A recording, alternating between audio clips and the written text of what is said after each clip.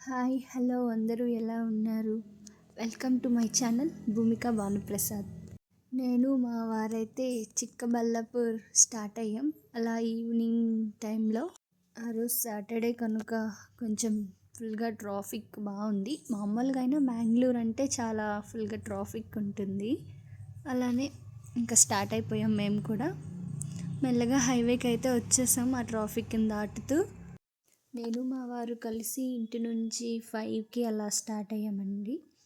దగ్గరగా మాకు 2 hours 15 minutes అలా పట్టింది వెళ్ళేసరికి. హైవే కనుక కొంచెం ఫాస్ట్గా కూడా వెళ్ళొచ్చు, మరీ అంత ఫాస్ట్గా కాకుండా పర్వాలేదన్నట్టుగా. ఇంకా జర్నీ అంతా మా ఇద్దరం చక్కగా మాట్లాడుతూ పాటలు వింటూ అలా ఏవైనా చిన్న చిన్న జోక్స్ వేస్తూ అలా వెళ్తున్నాం.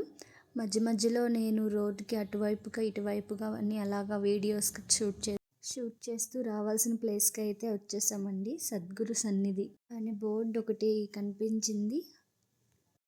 ఇంకా అలా వెళ్తూ వెళ్తూ మొత్తానికి రావాలనుకున్న ప్లేస్కి అయితే వచ్చేసాం. అక్కడ ట్రాఫిక్ ఫుల్గా ఉండడం వల్ల, ఆ రోజు సాటర్డే అవడం వల్ల చాలా వెహికల్స్, చాలా ట్రాఫిక్ చాలా ఎక్కువగా ఉంది. మొత్తం అక్కడ లైటింగ్ అయితే ఫుల్గా ఉంది. ఇంకా కార్లు కూడా చాలా ఎక్కువ ఉన్నాయి. ఫుల్ పార్కింగ్, చాలా అంటే చాలామంది జనాలు చాలా ఉన్నారండి. మేము మళ్ళీ రిటర్న్ అయ్యేసరికి లేట్ అవుతుందని మా వెహికల్ని మేము కొంచెం ముందుగానే పార్కింగ్ చేసేసామండి. అక్కడి నుంచి అయితే మేము ఇంకా వాకింగ్ చేస్తూ అలా వెళ్తూ సైడ్స్ అలా షాప్లు ఏమి ఉన్నాయి అవన్నీ చూస్తూ దగ్గరగా అయితే అలా వెళ్ళిపోయాం. మాకైతే లోపలికి వెళ్ళేసరికి 5 minutes పట్టింది. ఎంట్రన్స్ అలాగ స్లిప్పర్స్ని రిమూవ్ చేసి లోపలికి అయితే మేము ఎంటర్ అయిపోయామండి. అక్కడ చూసినట్టయితే షో స్టార్ట్ అయ్యేసరికి మొత్తం ఎంతమంది ఉన్నారో అందరూ కనిపిస్తారు. లైట్, ఫోన్ ఇంకా వీడియోస్ తీయడానికని. మ్యాక్సిమం వీకెండ్స్ కనుక చాలామంది ఉన్నారు. నార్మల్గా అయినా ఉంటారు అనుకుంటున్నాను. ఇంకా స్టార్ట్ అయితే అయిపోయింది. మేము అలాగా కొంచెం కనిపించట్లేదని చెప్పి అలా కొంచెం ఫ్రంట్కి వెళ్ళాము. జూమ్ చేయడం, కొంచెం వీడియో అక్కడక్కడ క్లారిటీ మిస్ అవుతుందండి, జూమ్ చేయడం, బ్యాక్ చేయడం. అందుకని చెప్పి చాలా చాలా కలర్స్తోని యోగా కోసం చెప్తూ లాషెస్ షో అయితే చాలా బాగుంది చూడడానికి. అలా ఇంకా వీడియో తీయడం అటువైపు చూడడం సగం, వీడియో తీయడం అటువైపు చూడడం సగం, అలాగా మొత్తానికి అయితే ఆ టైంకి చేరుతామో లేదో అని అనుకున్నాం. కొంచెం డౌట్ పడ్డాం కానీ కరెక్ట్ టైంకి అక్కడికి మేము చేరుకున్నాం. ఈ స్టాచ్యూ ఫుట్ హైట్ అయితే 112 అంట. హిందువులైతే ఆదియోగిని మొదటి యోగిగా అయితేనే భావిస్తారండి. దీన్ని ఈషా ఫౌండేషన్ ఫౌండర్, సద్గురుగా పిలువబడ్డ జగ్గి వాసుదేవ్ గారు దీన్ని నిర్మించారంట.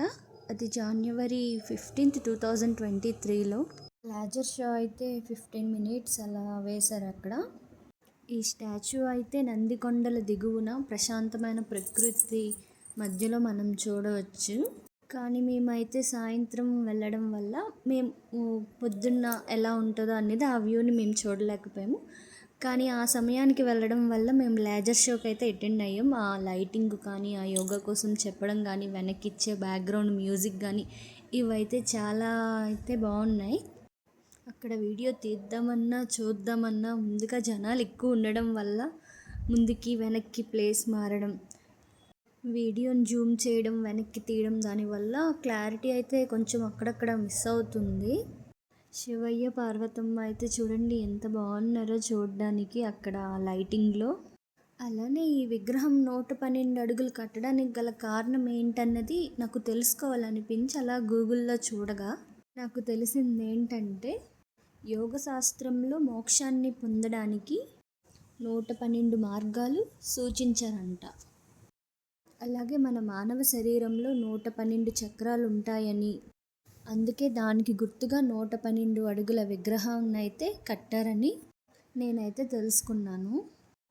నాకైతే మాత్రం ఏదైనా కొత్త ప్లేస్కి వెళ్ళినా, ఇంకా కొత్తగా ఏమైనా చూసినా దానికోసం తెలుసుకోవాలని అయితే చాలా అనిపిస్తుంది. మెయిన్ ఈ లైటింగ్ స్టార్ట్ అయ్యేటప్పుడు అయితే అక్కడ అరుపులు ఒకలా వినిపించవండి. మీరు ఎప్పుడైనా వెళ్ళాలనుకుంటే అక్కడికి 5కి అలాగా చేరుకుంటే ఆ చుట్టుప్రక్కల ఉండేటువంటి కొండలు, చెట్లు ఇవన్నీ కనిపిస్తాయి. అలా కాసేపు వెయిట్ చేసినట్టయితే లేజర్ షోకి కూడా చక్కగా అందిపోతారు.